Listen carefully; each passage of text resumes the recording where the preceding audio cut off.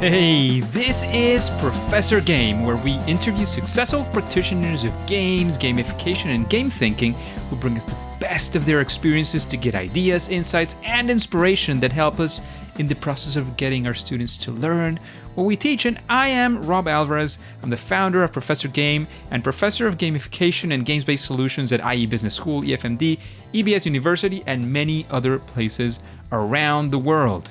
And if this content is for you, then please go ahead and subscribe to our email list for free at professorgame.com/subscribe. Engagers, welcome back to another episode of the Professor Game podcast. And we have today with us a very special guest who is Jon. But Jon, before we take off, are you prepared to engage? I think I am. I'm going to say yes.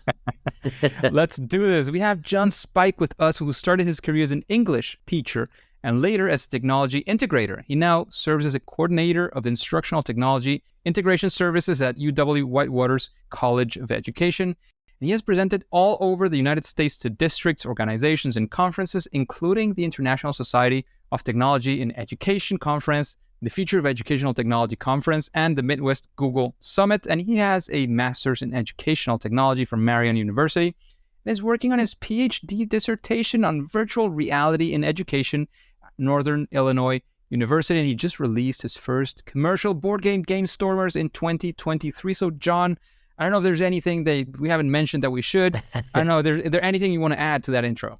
I don't think so. I feel bad. That's my professional, but also I'm a dad. My daughter's going to turn 2 in a little bit here. And I think that's the only other thing. And just a shout out to her. She was kind of the inspiration for Gamestormers, the board game, and she's on the cover and the main character. So I'd be remiss if I didn't give my daughter Sloan a shout out. There you go. You got your shout out for sure. Sloan is the name, right? Yeah, Sloan. Yep. Got it right. This time at least. So Jon, we're always curious to know what our guests are doing. What are they up to? So we would like to know, what is a regular day, or if there's no regular day, a regular week, whatever you want to go for. We want to be in your shoes for a bit and understand what that looks like. Yeah, absolutely. So as you mentioned in the intro, I coordinate the instructional technology and integration services in a college of ed in Wisconsin here where I live. And what that means, I really love the role because it's a role I had kind of dreamed of being a decade ago when I was training to be a teacher. I thought it'd be great if there was somebody who really helped teachers, really think about meaningful tech integration. And now that's what I do. As kind of I don't know if I dreamt it into reality a decade before I started, but I work with our instructors and our faculty about tech integration strategies. So part of my day might be in the morning meeting with an instructor and talking with them about some things we can do to integrate tech into their work in training future teachers. So I was just talking with some teachers about the emerging prospects of artificial intelligence in teaching, how we can leverage critical conversations with that. I do teach usually a course a semester. So for example, today before this podcast, I was recording kind of a weekly session. The course is called Video Games and Learning, which I figure your listeners and you might be interested in. It's the intersection of what we can learn about what video games do well to teach, how we can leverage commercial, games in teaching or educational games, and also the conversations that we can have about games in terms of larger society. So I was just doing the live stream of that course. We teach it virtually to our students. We have some topics we talk about, and then they actually engage with some games and then reflect on how those topics, how well those games do with those topics. So we were just doing the live stream of that. Me and my co-instructor, Sharif Jackson, who does a really great job diving into things like diversity, gender identity, and portrayals of things like race and gaming. And then I look at kind of the educational context and how to facilitate conversations and learning with it. So that's a common part of my day, is prepping for that course or teaching it. And I teach some other courses in ed tech at the university. And then also just, working on projects. Like me and my student workers are working on digitizing video submissions for our early childhood conference. So we have a robust early childhood program. And so we're putting on a yearly conference, and we moved during the pandemic asynchronously. So myself and my student workers are working on taking the videos, making them look all pretty, getting them edited up so that we can share those with conference attendees later on. So by my job, really, I love it because every day is different, but that's an example of kind of some things that have happened today or this week in it. And I just love that. And then I think you mentioned too in the intro, I am working on my dissertation. So another fun part of my job is I'm studying virtual reality in education. And so I'm actually prepping another round of my research study where students will actually meet in VR using VR headsets and plan and design a lesson to be taught in VR. And then they'll be kind of surveyed and assessed on how well they design an interactive learning experience. So what's cool is my job also integrates all my passion, my research in VR, my game-based learning and all those good things. And then also just my love of technology integration. So I feel pretty fortunate to have the job and really fortunate for the people I work with and the students I work with. Oh, I should mention too, I almost forgot, when I come home, hang out with the family, but then I should say in the evening, it's pretty much like lock into the game design and promotion and publishing aspect. So kind of when my daughter goes to bed, then I kind of dive into that world from about 8 to 11 midnight. And it's working on game designs, working on the logistics of publishing and sharing out a game. I'm in a big marketing push with Gamestormers just being released, but that's also the end of the day. So after the job's done, it's family and then kind of the side job of game publishing. There we go. The day is done. That's a day for you, Rob. Plenty of stuff going on. That's amazing. Yeah. Lots going on, but it's fun. It's fun, busy. Absolutely. It sounds like it for sure. So, Jon, we know now that you do all of these things, you're in technology, you're in games, you're doing your dissertation as well on virtual reality and education, right? So there's many things going on. And I'm sure you've had plenty of experiences of things going well and things not going well as well. And that's where we want to dive into. We typically go right in with this question as well, because we'd like to know one of those times when, you were doing one of these things and it didn't work out, right? It was a first attempt in learning or a fail moment. Maybe you want to go for what you might call your favorite fail in that sense. I've got a lot of fails and probably a lot of favorite fails, but I like this story. One reason is because it involves my wife.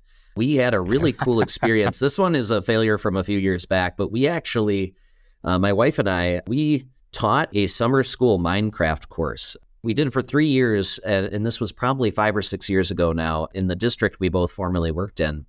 And so the first year we were all excited. We had kind of it laid out. It was 3 weeks, and week 1 was going to be kind of survival mode. Students are going to work together, create a civilization. Week 2 was going to be kind of a design project, a large scale design. And then week 3, we were going to do a variety of just kind of student selected activities in Minecraft. But that week 1, we were pumped. We thought the students would get all fired up about, we were going to say, hey, make this great society. It's going to be fun, work together. And we get in there and immediately day 1, it's chaos, right? You put 30 middle schoolers in the same world and say, hey, get along. Let's do something cool together. And just chaos, right? We had students coming up to us and saying, hey, Mikey, burned me alive with lava, and, Susie stole my house, and all of this going on. And my wife and I were just absolutely aghast at like this first week was a disaster of just discord and disagreement. And we thought just setting them free on that overall goal of make a great world together was going to be fine. And so that fail really had us looking at how we had framed the experience. All these students, had varying levels of comfort in Minecraft, but we realized we hadn't really designed kind of a meaningful challenge for them in that. We had really left it very undefined. We hadn't really given them any clear objectives. We really had just kind of left the students to their own devices and not really given them something to work towards. And so we totally tore down that first week and we redesigned it for the next year. And what we did is we had 2 summer school classes. We told them they're 2 different civilizations that are both trying to create the best one. We defined the criteria for a great society. A great society has a consistent food source for all its people. A great society takes care of its people. Nobody dies, or if they die, they lived a long and prosperous and healthy life. We said, we want to see a sustainable environmental system too. We don't want to see just, just a bunch of cut down trees in your world, deforested fully. We wanted to see a system of transportation and roads and housing system. And we said we'd award points that we'd score based on this. And we'd also take away points for any time anybody in your civilization died. And just with that criteria, explaining it, we'd have the students meet at the beginning of each class and plan what they needed to work towards. At the end of that week, both civilizations were so impressive. They limited, how many students had died. We only had a handful of deaths, maybe somebody, got a little adventurous at night and got exploded by, some creature or something. But we were blown away. They really kind of rallied around that idea of we want to be crowned the best civilization. One class, they came up with an anthem for their civilization. They would play it before each class. So somebody had a little recording of it, and they'd play it before they got into their world. And we ended up scoring, their civilizations based on those criteria, and it was really impressive to see. And it all came out of that initial total fail, just absolutely chaotic world of like I said, lava burning and house stealing and griefing, as they call it in the world. But that's a fail that really comes to mind. And I guess the best news of it is we really did, it pushed us into thinking, how can we really design a challenge and goals that were going to be exciting for the students? And they loved it. Every year, that was always a really popular week because they loved the challenge of how can we make just a great society, and who needs to look out for whom.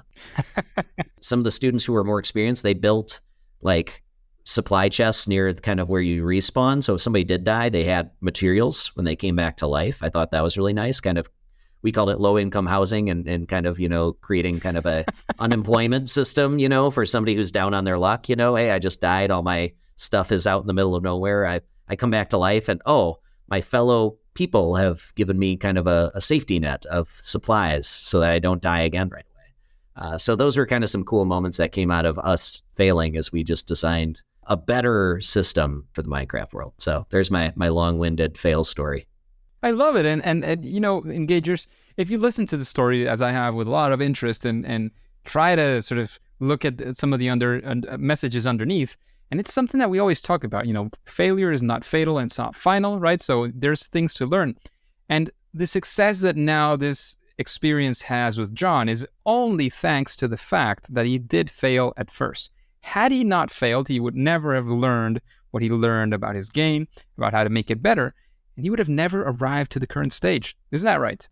Yeah, I think so. And I think we could have easily closed shop because that first year of Minecraft, it was great. I mean, everything worked, but we just realized we did not design with enough intention our experiences, for those 3 weeks. And we just really went back to the drawing board on that. I think we could have easily said, well, we tried, Minecraft is too chaotic, but we realized it was actually us. We had not crafted an experience to borrow a pun from Minecraft. We had not crafted an effective enough and engaging enough experience to really get that desired outcome. So back to the drawing board. And we like to think we made that course better each year.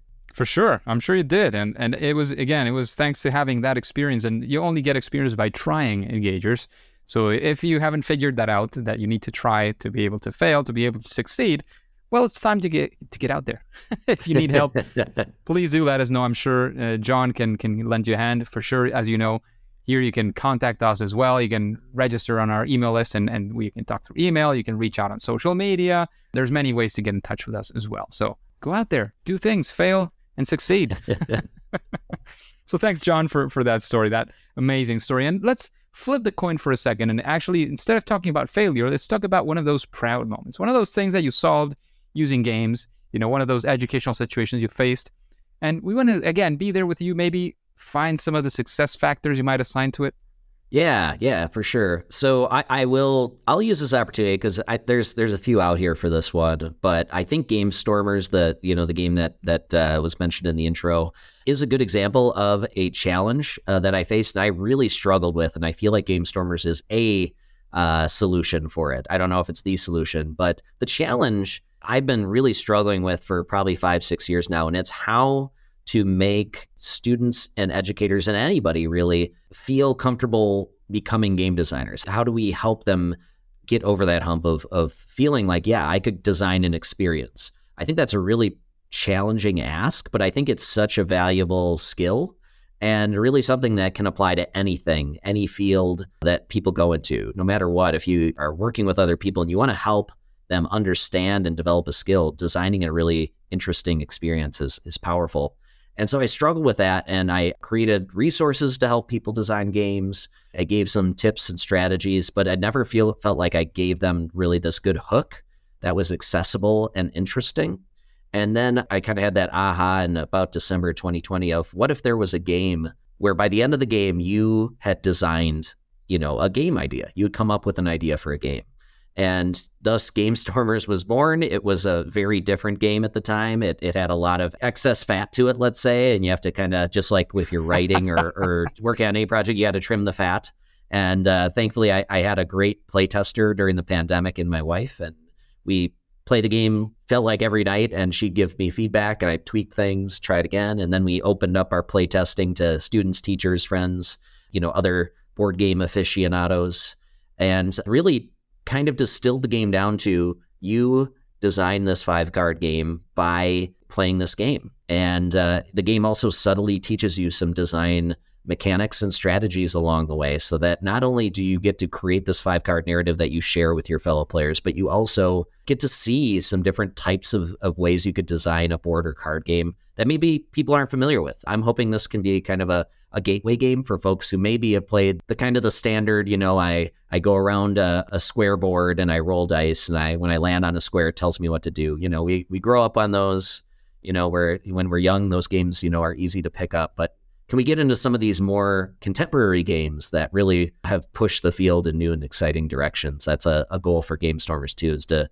kind of show people that games can be really strategic, interesting, creative. And so I'm hoping that Gamestormers is a way to make everybody feel like a designer.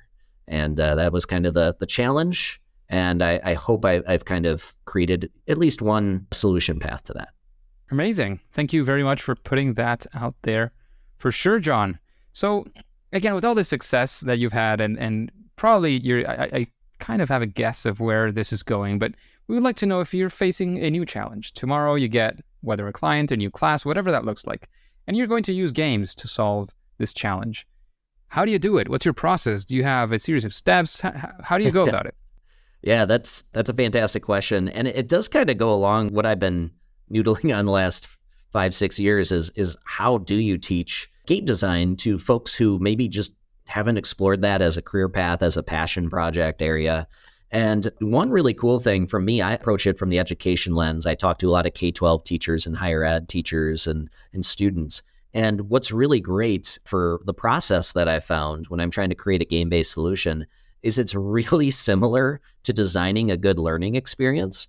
They have a lot of overlap. So I always start with the goal or objective. And whether I'm working with a fifth grader or a colleague, that's my challenge is, okay, what does the goal look like? And what is overall like really a win condition for that thing you're trying to get across, right? So that could be anything. If you're in social studies, you may be trying to, in social studies, create a successful civilization. If we look at the example of, we tried to teach kind of some social studies concepts in our Minecraft class, or maybe in biology, you're trying to, balance an ecosystem or a food chain in an ecosystem. And so now we can work backwards from that for our game-based solution. Okay, if that is what the goal is, now what does a win look like? What does a victory condition look like for that? How would we know we'd succeeded, and what skills do we need to develop to get there?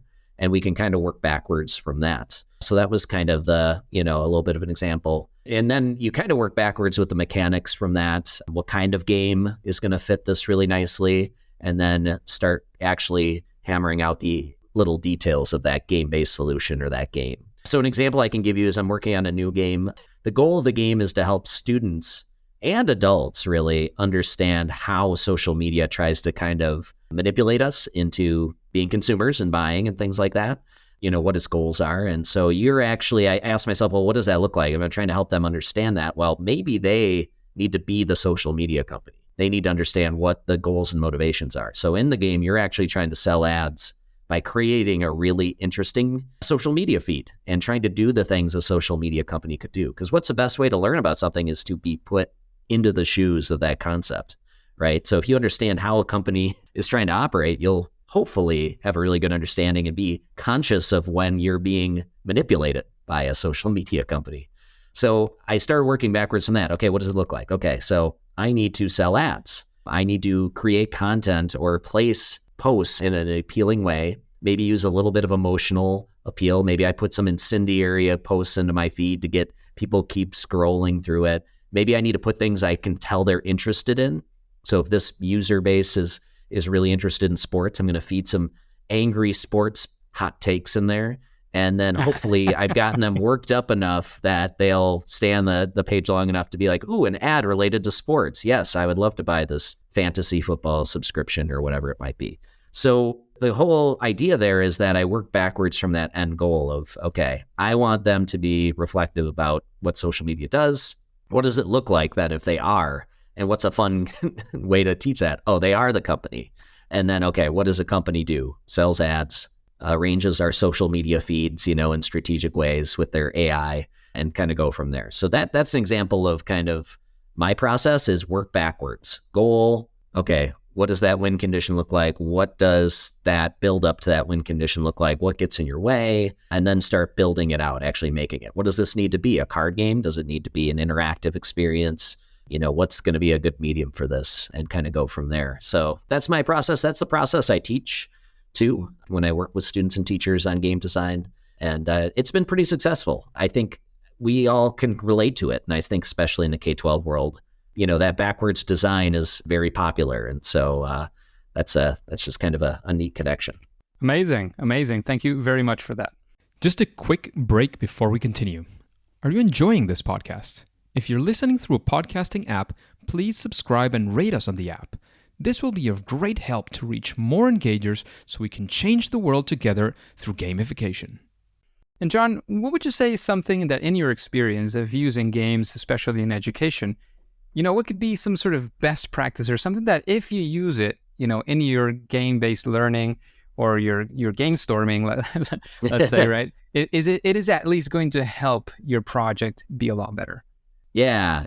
Oh man, there's so many for this, but I'll try to I'll try to distill it down. And I'm sure some of the, I know all the wonderful people you've had on, so it might be some echoing of things I'm sure they've shared. But one of my favorite lines, and I've shared this on many a podcast, I really like the Sid Meier, who developed Civilizations. He said that a game is just a series of interesting choices at its core. And I think that's a big, just great thing to just have tattooed in your brain when you're designing is am I creating interesting choices? A good example of not interesting choices would be Candyland, right? There is no choice in Candyland. You pull a color and you go to that color. That is a game that is what I call on rails. You are along for the ride. There's no interesting choices, right? Some games maybe seem like they have interesting choices, but they really don't. Like Monopoly, it's like, do I want to buy this or don't I? At this stage, do I want to make deals for my, there's choices. They're fine, but not as interesting. Now you get into some of the newer games out there, and you're constantly weighing all these interesting variables, and you're deciding on, do I go for the short-term benefit versus the long play? Do I trust this teammate of mine or do I not? Are they secretly going to betray me? And there's all these unique kind of, little miniature choices within the game, whether it's a video game, board game, card game, that all the choices really tug at you, and they're interesting to make. And every turn you're interested in what you could do next. And so I think that's a great tip that I'd have. I also subscribe to a concept of always making sure that you've given the players a chance to really try on different play styles. So you're giving players that opportunity to choose whether they're going to, this playthrough of your game, they're going to choose the big, bold, brash route, or they're going to try the sneaky route, or they're going to try, maybe to play it safe at first and then take some shots. And you've given them a lot of different play styles they can embrace. And so I think that's also important too, is ask yourself, could a player look at the challenge ahead of them and attack it in different ways? Those are two, I think, great gamification, game-based learning, game design tips, is you've made interesting choices for the player, and you've given them that invitation to try on different ways to attack the challenge that you've put out there. I think the core of this is allowing people to actually make their own choices. And as you were saying, some games are a bit more sort of railroading you, but even then, I like to talk about, for example, a game that I played on PlayStation, which is called Uncharted, right? So it has beautiful cinematic scenes and so on. And I mean, once you finish it, you kind of know that it doesn't really matter that much what did you choose here and there. You'll always kind of end up sort of in the same places, right?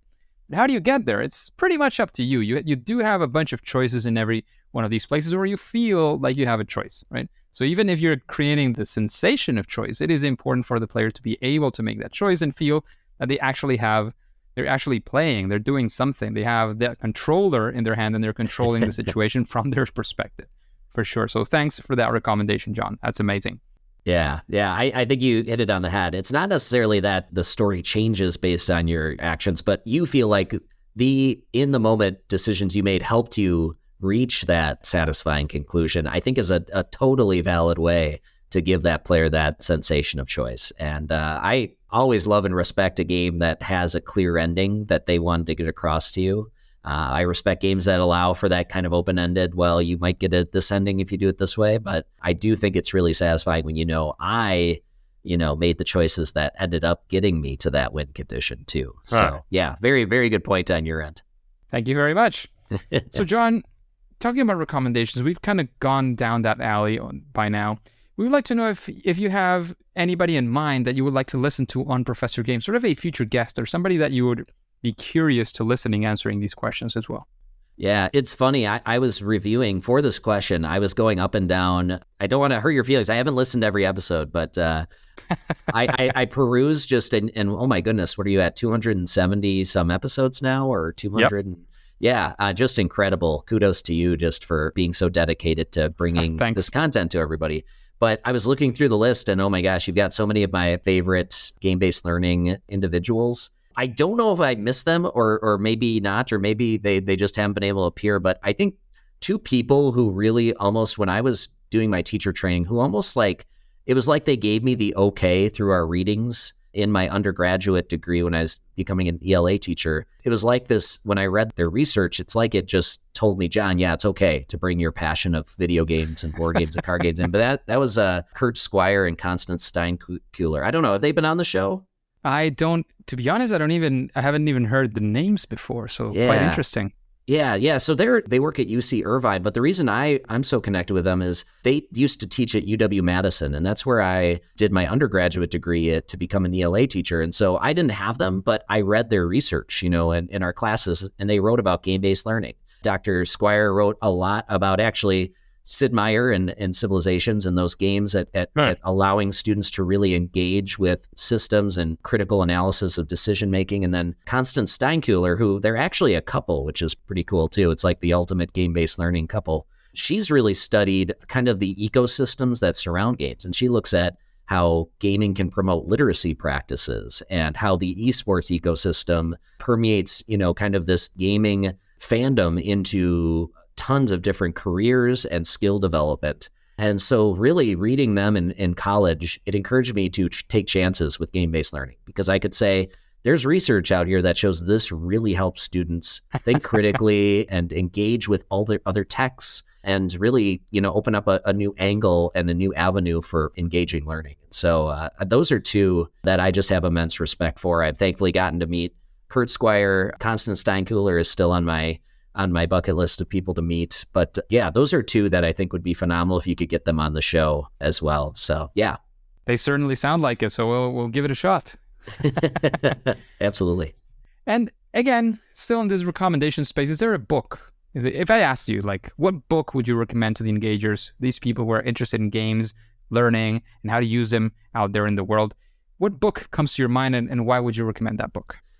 Yeah, fantastic question. And there's tons for this as well. I'm looking at my bookshelf, right? It's kind of just to the right of my laptop screen here. And one that comes to mind, and it's actually, you've had both of these gentlemen on your podcast. I consider both of these gentlemen a friend, but Michael Matera and John Meehan are two what I consider colleagues of mine in the gamification and game-based learning space. And they recently released a book called Fully Engaged. It's really a compendium of two of their perspectives on teaching using games and using what games do really well. And that book, I think, is kind of those two putting their heads together and saying what would be kind of our tome to help people really use all of the different ways that games and simulations and experiential learning can kind of come together. So I really like Fully Engaged for that regard. They have a great platform that they run called EMC Squared Learning. And it's all about kind of gamified activities, tools, ways to manage a gamified classroom that they have. And they have, I think, 400, 500 resources on it, all fully editable, scalable for what you teach. And it's just really impressive to see what they've built to help everybody think like that game designer and build experiences that leverage what games do so well to teach concepts, to demonstrate learning, yeah, those two I just have an immense respect for. Amazing. And they both have their books as well. So. Yes, they've each individually written books that also are fantastic reads. But when I heard they were writing a book together, I'm going, this is going to be the game-based learning Bible right here, if not on the Mount Rushmore of game-based learning books. So yeah, and it delivered. Amazing. So keeping up with this sector, but now instead of focusing outwards, we want you to focus inwards. So we would like to know, in your case, what is that thing that you do great, that you do it at least better than most other people out there? When people say, oh, but I'm not the single best expert on this or that, I say, well, Thor flies just as Iron Man flies, right? There's many heroes that can have the same superpower. That's fine. Yeah, I really like that analogy. Yeah. If I was talking about my superpower, I really think one thing I've gotten way better at, I really think, and I talk about this a lot in designing games, I really love the concept of creative constraint. And I think that it shines through really well in Gamestormers, and also the other experiences I try to design, I really try to leverage the creative constraint. And I'll just define that for you. Really, it's the idea that instead of saying to somebody, hey, come up with a script, a script summary right now on the spot, or, hey, make up a game, idea that you'd love to make someday. What you do is you give them this kind of starting base materials and you say, hey, make something using this, or demonstrate this term using only these manipulatives or something like that. So what you're actually doing is you're giving the player, the person, the student, this kind of starting material. They draw some imagery. They're given like a tune and then a keyword or something. And then you challenge them with, okay, now with that, try to best capture this prompt. And Gamestormers is really about creative constraint. We have this great mechanic in the game where you can roll these dice with icons and make your own card using one of the icons you roll. And so as you can imagine, big hit with the young kids who play the game, the elementary, middle schoolers. Some of them have almost entire games made out of these custom cards they've created. In the game, we have a little arena battle where you can square off against somebody in kind of a quick pitch. So you draw 3 cards, a storyline, an item, and a mechanic, and you have to kind of come up with a little miniature game pitch in the middle of the game to prove, you are the ultimate on-the-spot game stormer. And so, again, if we had just said to the player, hey, okay, you pitch a game, that's intimidating. But if we say, hey, using these 3 prompts, come up with a unique kind of games concept, or using this dice, make one asset of your game. We've now given them this manageable task, and it makes everybody feel creative because we've taken that blank paper away and we've given them a prompt. And I say this a lot too. I say nothing's more intimidating than a blank piece of paper, a blank slide in the slide deck you're making. Ask any creative writer, artist, looking at that block of stone that you need to chisel out something. That's intimidating. But if I have a prompt or I have an inspiration, I think that's really powerful. And I've tried to work that into my whole career, is how can I create those creative constraints for students that get them thinking creatively, that get them responding to prompts in interesting ways. I think that's the closest thing I have to a superpower.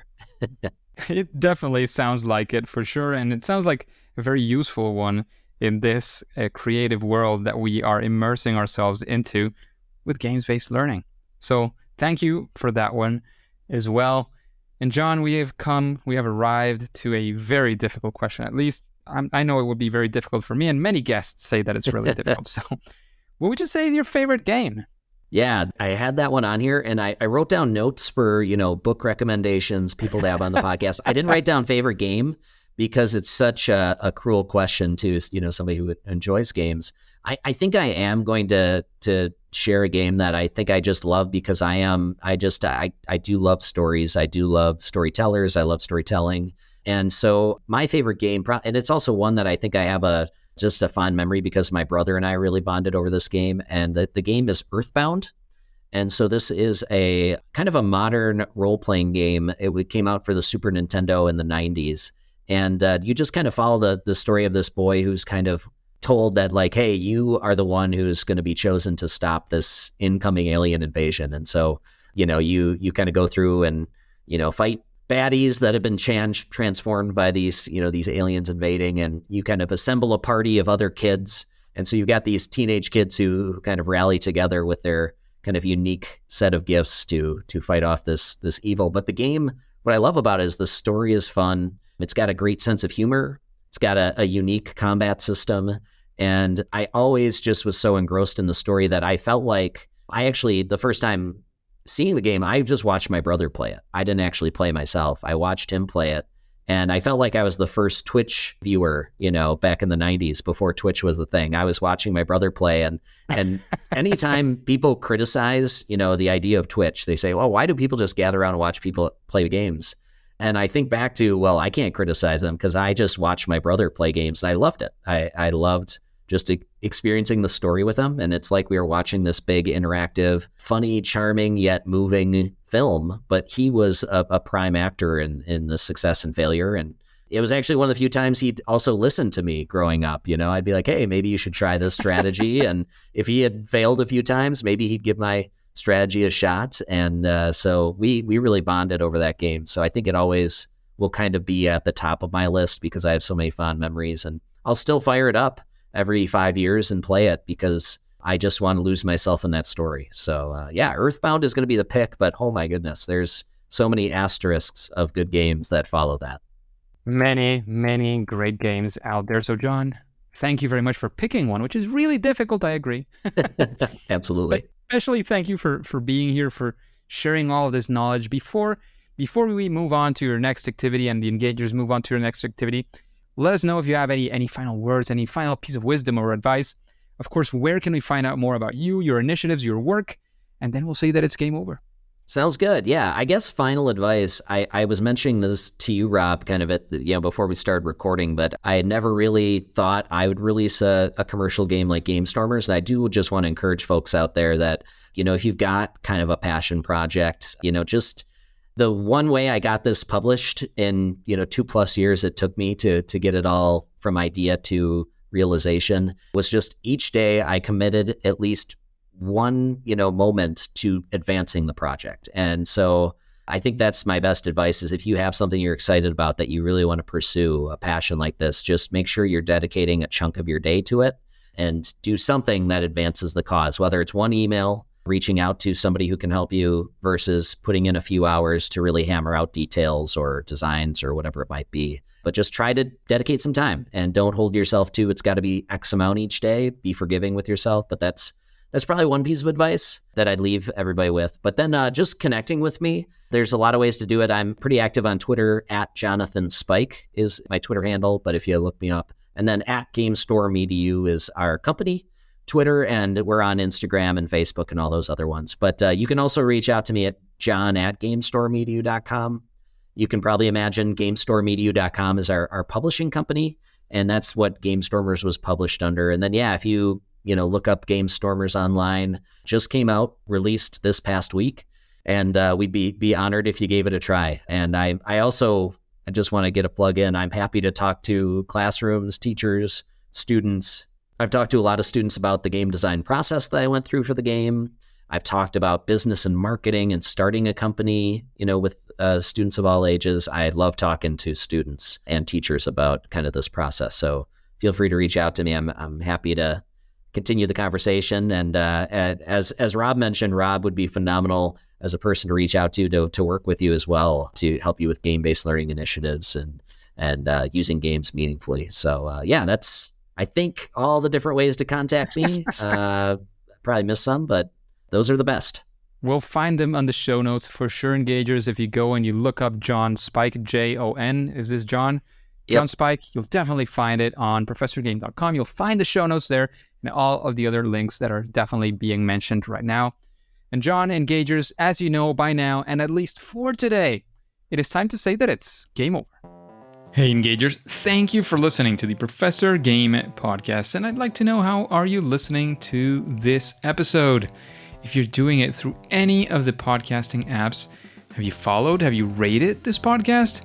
Please do so if you haven't. That way, it'll help us to reach more engagers like yourself to achieve this mission of making learning and life amazing. And if you want the instructions, you can go to professorgame.com/iTunes, and there you'll find at least the instructions to a few of those apps. It should be applicable to anything you're using. And of course, before you go on to your next mission, remember to subscribe or follow absolutely for free using that podcast app, and listen to the next episode of Professor Game. See you there.